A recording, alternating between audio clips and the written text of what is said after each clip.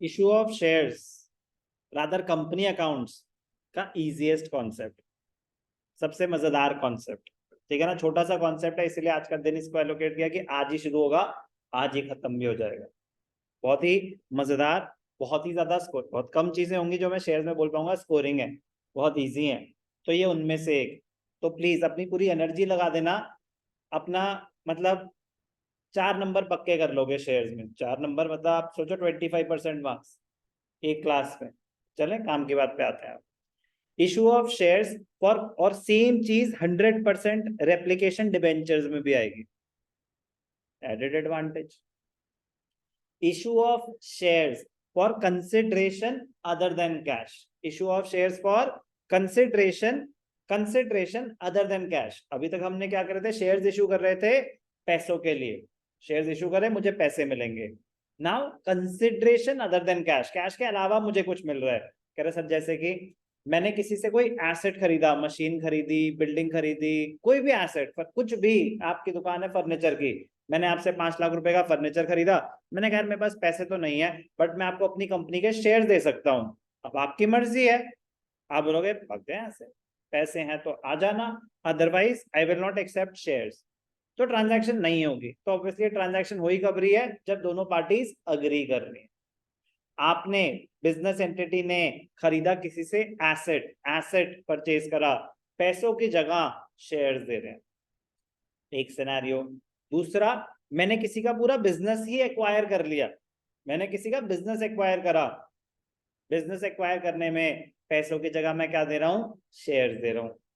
मैंने प्रमोटर्स, मेरे प्रमोटर्स जिन्होंने बिजनेस सेटअप करने में हेल्प किया था, मुझे उनकी सर्विसेज के पैसे देने थे, तो पैसों की जगह मैंने कहा पैसे क्या सर, आप शेयर्स खरीद, शेयर्स ने हमारी कंपनी के, आपकी सर्विसेज के बदले हम आपको शेयर्स दे रहे हैं, तो shares issued to promoters. Underwriters, the business entities, the financial institutions who take up the responsibility of fulfilling the minimum subscription criteria, underwriters are paid underwriting commission.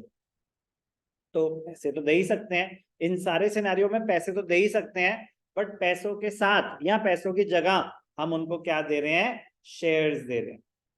अगर शेयर्स देंगे एसेट खरीदने के लिए, बिजनेस टेक ओवर करने के लिए, promoters को या अंडरराइटर्स को, तो अकाउंटिंग ट्रीटमेंट क्या होगी, वो ये कॉन्सेप्ट सिखा रहा है।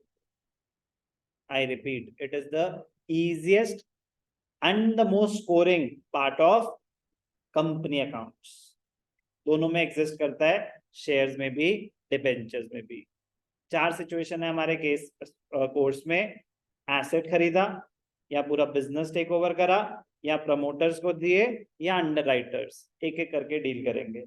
तो पहला केस, मैंने कोई एसेट खरीदा। अगर मैं एसेट खरीद रहा हूं तो एसेट खरीदने के टाइम जर्नल एंट्री क्या होती है, मशीनरी खरीदी क्रेडिट पे, मशीनरी टू वेंडर, लैंड खरीदी तो land account debited to vendor.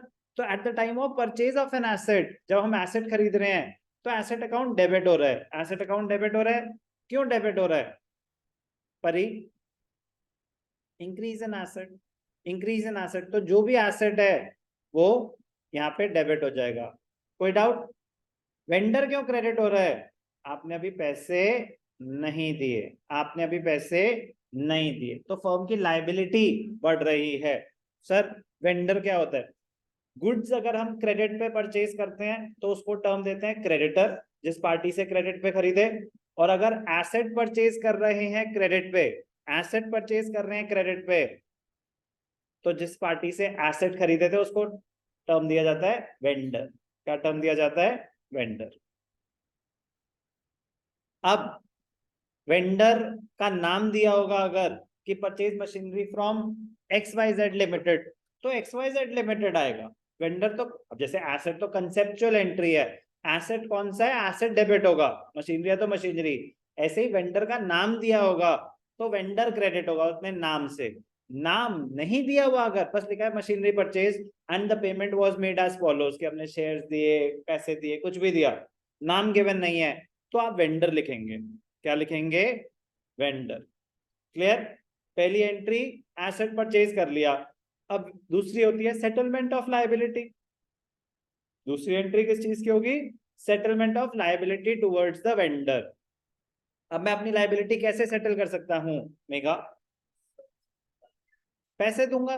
पहला ऑप्शन तो क्या है? पैसे दूंगा। तो नॉर्मली बिजनेस में एंट्रीज बैंक के थ्रू होती है, नॉर्मली बिजनेस में एंट्रीज बैंक के थ्रू होती है। तो vendor debited to bank account, पैसे दे दिए, एक ऑप्शन। दूसरा ऑप्शन होता है कि मैंने बिल्स एक्सेप्ट कर लिए। दूसरा ऑप्शन क्या होता है? Bills receivable, bills payable. मैंने बिल्स एक्सेप्ट कर लिए कि भाई साहब चलो 60 डेज का बिल बनाओ, मैं 60 डेज के अंदर अंदर आपके पैसे दे दूंगा।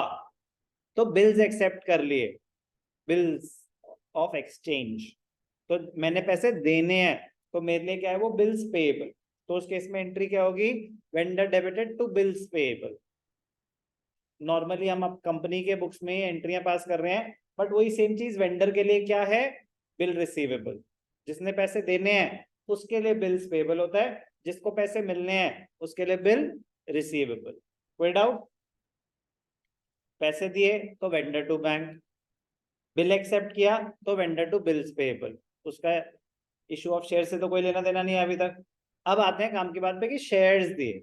क्या दिए? शेयर्स दिए।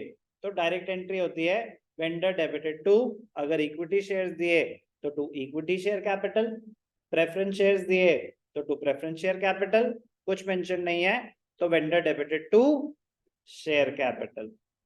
अब जो मैं ये शेयर्स इशू कर रहा हूं वेंडर को, जो मैं शेयर्स इशू कर रहा हूं वेंडर को, या तो ये पार पे इशू होंगे या प्रीमियम पे, डिस्काउंट पे इशू नहीं हो सकते शेयर्स। किसने बोला? Section 53 of companies act prohibits the companies to issue shares at a discount. उसके एक्सेप्शन क्या है? Sweat equity. आगे जाके जब हम बड़े होंगे तो डिवेंचर्स में हम देखेंगे debentures can be issued at a discount. ये रूल शेयर्स पे है, shares can not be issued at a discount. अभी शेयर्स की बात करेंगे। तो मैंने शेयर दिया तो vendor debited to share capital. अब मैं कह रहा हूं जो शेयर्स दिए वो पार पे हो सकते हैं या प्रीमियम पे। अगर पार पे हैं तो vendor to share capital, premium पे हैं तो vendor to share capital to securities premium, premium credit. तो इसमें जो मोस्ट इंपॉर्टेंट वर्किंग नोट बनेगा कि वेंडर को आपने नंबर ऑफ शेयर्स कितने दी। एसेट खरीदा, जर्नल एंट्री क्लियर। दूसरा स्टेप होता है settlement of liability towards the vendor. Vendor की पेमेंट क्लियर करी। वेंडर की पेमेंट कैसे क्लियर करी? पैसे दिए तो vendor debited to bank. Bank credit क्यों हो रहा है? आपका एसेट कम हो रहा है, मुझे रीजनिंग की जरूरत है अभी। तो या तो मैं पैसे दूंगा, या एक और मैंने आपको क्या बताया था, बिल्स भी एक्सेप्ट कर सकता हूं, यस और नो। या फिर इक्विटी शेयर्स दूंगा या प्रेफरेंस शेयर्स दूंगा। अगर शेयर्स पार पे हैं तो बात यहीं खत्म हो जाएगी। अगर if shares are issued at a premium, तो जितना प्रीमियम है वो प्रीमियम कौन से अकाउंट में चला जाएगा? Securities premium. कोई भी डाउट? वेंडर टू बैंक पैसों के लिए, वेंडर टू बिल्स पेबल अगर आप बिल एक्सेप्ट कर रहे हो, वेंडर टू शेयर कैपिटल अगर आप शेयर्स दे रहे हो। शेयर्स सिर्फ पार या प्रीमियम पे हो सकते हैं। अगर प्रीमियम पे हैं तो वेंडर टू सिक्योरिटीज प्रीमियम हो जाएगा। सिर्फ दो स्टेप्स होते हैं। पहला स्टेप एसेट परचेज करा, दूसरा स्टेप लायबिलिटी सेटल करी टुवर्ड्स द वेंडर।